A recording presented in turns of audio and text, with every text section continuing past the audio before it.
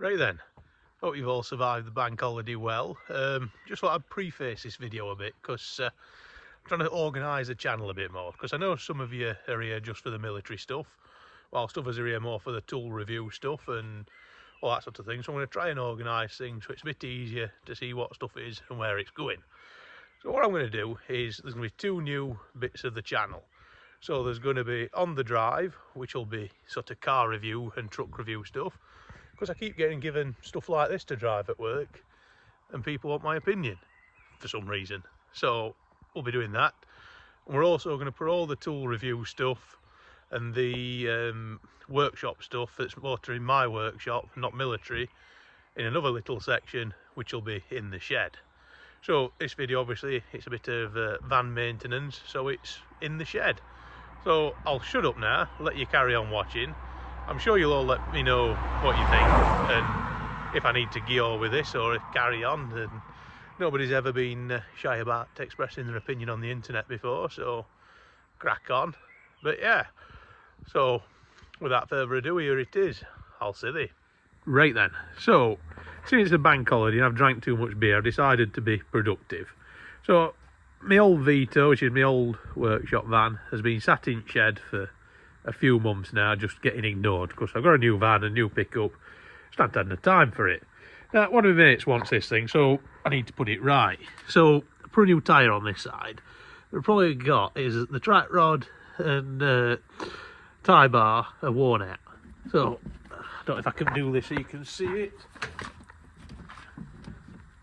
That play is no good. I might have just dumped wheel for nothing. And what that's caused it to do is wear out the tyres. Now, last time a rubber got wore out that quick, Gary Glitter tried cocaine for the first time. But that's by the by. So that is no good. And it's also bloody annoying because we've plenty of tread left on them tyres. And that wires are sticking out. So I got some of China's finest remoulds to go on it. Ignore the mess. GR here. Good old high flies. They're not terrible, these things, to be fair. Plenty of tread on them. So we'll get these chucked on with the old Widowmaker. Hopefully not lose a foot. Engine there for my van that were before that one. It shows you how quickly I get round to doing my own jobs. So that's a famous 1.8 TDCI transit engine wet belt. So that one's not gone bang. So I'm going to do the belt on that one and chuck it in my van that has gone bang. But for now, get this done. So this side, I've put a new track rod end and tie rod. Fuck, that with back plate braking, and we've got rid of all that play. So we'll put the tyre on, put that side back together, turn that off so we don't run out of battery, and that side's done. Then do the tyre on the other side. We can send this thing off to get its tracking done, and she's ready to go.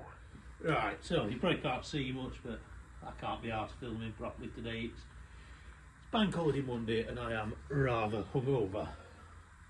But first thing we do, whip his valve out. Now, I always try and save these because I'm tight. But having spare valves in van is never a bad thing.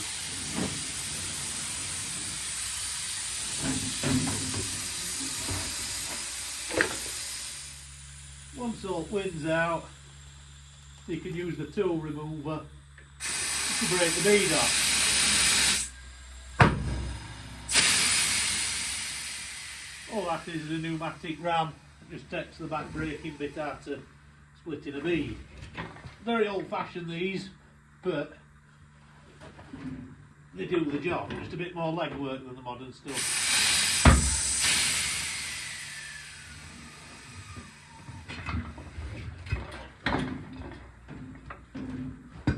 Both sides, obviously.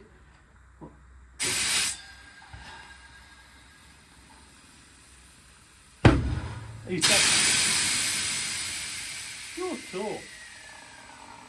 Because these are commercial, they do take a bit of knocking off. You sometimes find that knocking that back one off puts the front one back on. But we can just smack that with an hammer to get it off if we need to.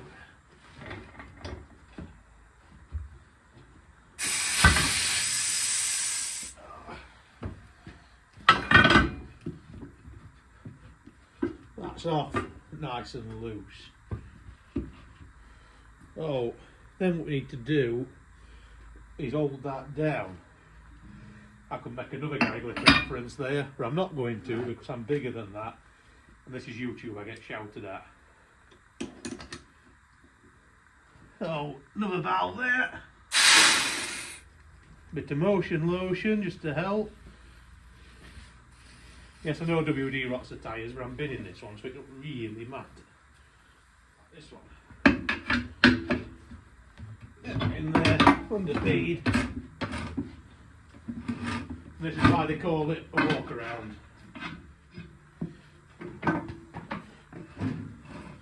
Bottom one is sometimes a bit harder.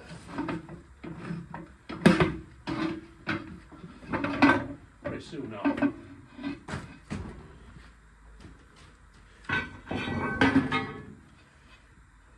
I'm giving that a bit of a clean up. Lube it up with some proper tyre paste.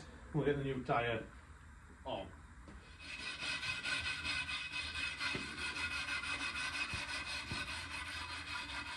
Now, someone will comment I've not got these balanced. That's I haven't got a balancer. But what I'll do is, because I'm sending it to have it tracked, when they track it, I'll get them to balance up these front wheels as well. This is where tyre fitters will take piss out of me for using a load of lube. But doing this by hand, especially with these commercial tyres with stiff sidewalls, I find the more lube, the easier it is. And again, plenty of lube. So is this second one that's hardest to get on. Or at least I find. Especially with van tyres. Tractor tyres and lorry tyres seem dead easy compared to these.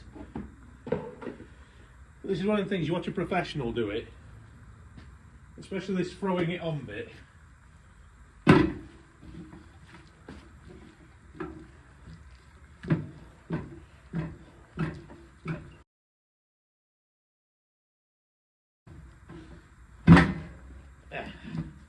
The proper lads make that bit look an absolute piece of piss.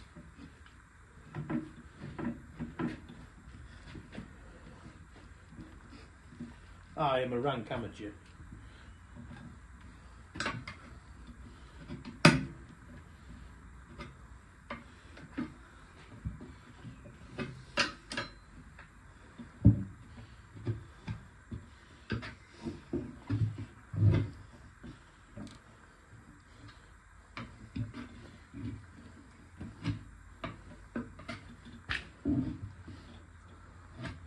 And it's just a case of slowly working the rest of the bead on.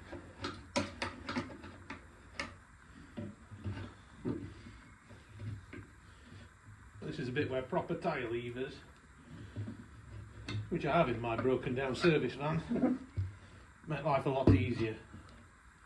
So we go and find some. Right, so after much sweating, wrestling and swearing, she's on.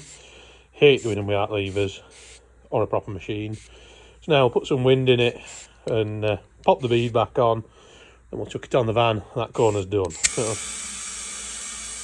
this is a bit where you can lose your fingers if you're not careful. The bottom one on, top one.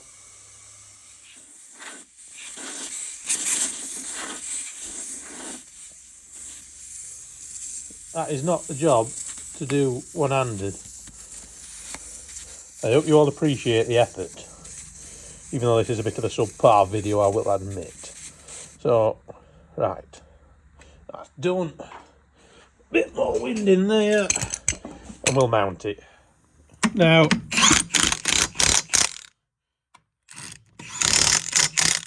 in the words of the famous junkyard cowboy, I'm sure out there somewhere there is a torque spec for these bolts, and I'm sure there is a man out there somewhere who really gives a shit about it, but today's not that day, and I am not that man. So, 3 hugger duggers, and we'll call it good. But yeah, now we'll get the actual tie rod done on the other side. Jobs are good and I can have a beer. Right, so we're under the passenger side now.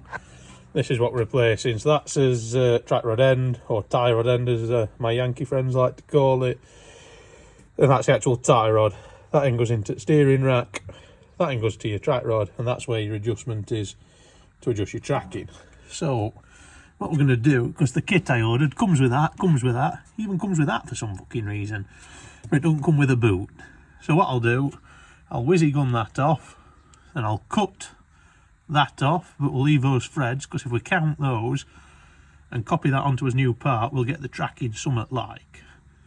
But yeah, I want to save that, get the awkward bit out at the top. Last one I managed to get off with a pair of water pump pliers, so we'll hopefully manage the same trick again. New one on, Bob's your uncle, Fanny's your aunt. I can get rid of this thing and get the transit connecting ready for its new engine. Then we can get the Defender in and actually do something interesting. But seeing as people want more videos, I thought I ought to film shit like this as well. Just show you my day-to-day struggles. So yeah, let's crack on and sort this shit out. We'll give ourselves the best chance we can. I'll have a bit of penetrating oil on there. This stuff by Cramp, by the way, absolutely cracking stuff. Best penetrating oil I've found so far. And the brake cleaner and everything else, just as good. I'll put a link down in the description to their site, but if you want to use Cramp products, which if you're not doing, you should be doing, for all your sort of consumables, nuts, bolts, agricultural parts, get in touch with your local dealer. If you're Derbyshire, Altmoncton Tractors are very good, but pretty much every agricultural place should be able to get your Cramp stuff. Cannot recommend it enough. Like I said, I'll put a link down in the description to their website. You'll be able to find your nearest dealer on there. But I highly recommend that. It costs nothing. It's cheaper than WD-40. It's better. You get more in a can. Go and buy yourself some of that, some brake cleaner. And they do another one called Chain Spray, which I'll show you in another video, which is like halfway between oil and grease. And if you're wanting to lubricate something and it stay lubricated, that's the kit to use. But yeah, check them out. Let's buzz that off. So now you can get proper splitters for doing this job, which do make it easier, but as long as you hit that bit,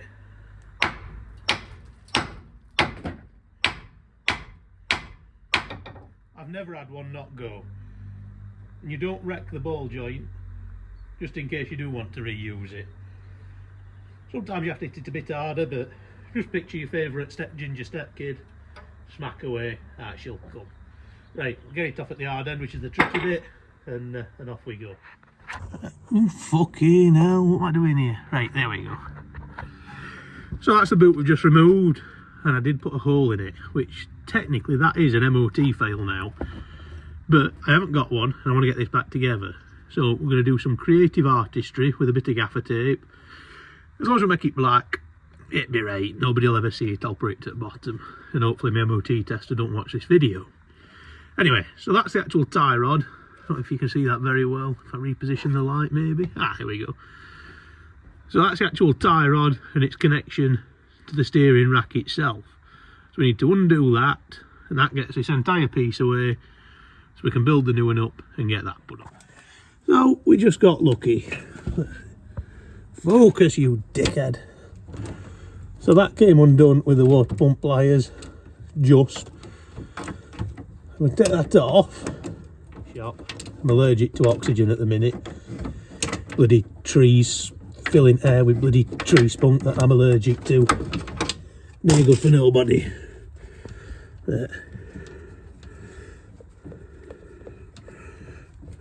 Oh dear, how many friends do you want to put on this thing? Bloody Germans. Right. So that is your track rod end and tie rod. So get that gator off, swap it onto the new one, put it back together, and this thing's back on road. Well, when I fix alternator. But that's a job for another day. Let's sort this. Let's get the nice shiny new bits on. It always feels better putting new bits on. Right, so there's his new tie rod. And screw that straight in there.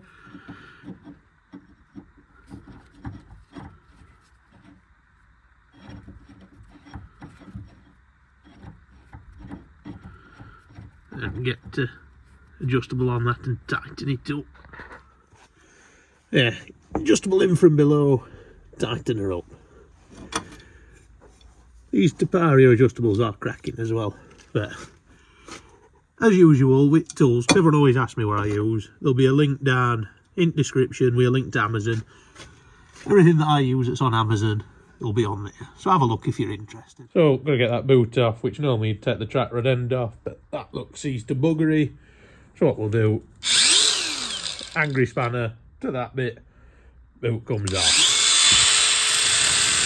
Lovely. Right, so that's in, that's on. Definitely a new one, not one I've bodged up with a bit of electrical tape to make it sort of right. We'll worry if that's a problem for another day that isn't a bank holiday. Right, so what I've done is this old track rod, I counted, I'm showing you the wrong end. This track rod, I counted those threads that are showing there, which was 13, I think. Counted 13 threads down there, set that lock nut, and then just back it off a little bit. Grab the nice shiny new track rod end. Don't be able to thread it on because you're looking at it through camera screen rather than looking at the actual thing. Okay, you can do this every time you try and do it on camera and you just cock the job up. I'll edit this out so I look like a pro. Not really, I'm a bodge artist, as I keep telling everyone. Right, get that screwed on there. It's already lasted longer than I do, by the by. Get that on up to that lock nut. Right, we're not trying to get it perfect, because like I say, we're going to send this in for tracking and let the professionals deal with it. But we're going to get it sort of right so we don't destroy the tyres in the 2 mile drive. Right, see how it's locked up there? That's upright. We'll stick that in that oil. Take a little bit of persuasion, just because that's new and won't bend. Get that in there. Go in. Jesus Christ. Tell it's been a while. I can't do this one, I did. Anyway, we'll get that in there. Tighten that up. Put wheel back on. Pup. I'll be back when I've got 2 hands and can put that in. Right, so now pressure's off. I managed to get it in oil. Usually the case. So what we do now, we just tighten that lock nut there against that. So that's good and tight. Doesn't have to be over tight. So like I said, this will be getting slacked off again when they do the adjustment on the tracking. But that job is jobbed. So we can turn that off. We can put the tyre back on, drop this thing on the floor,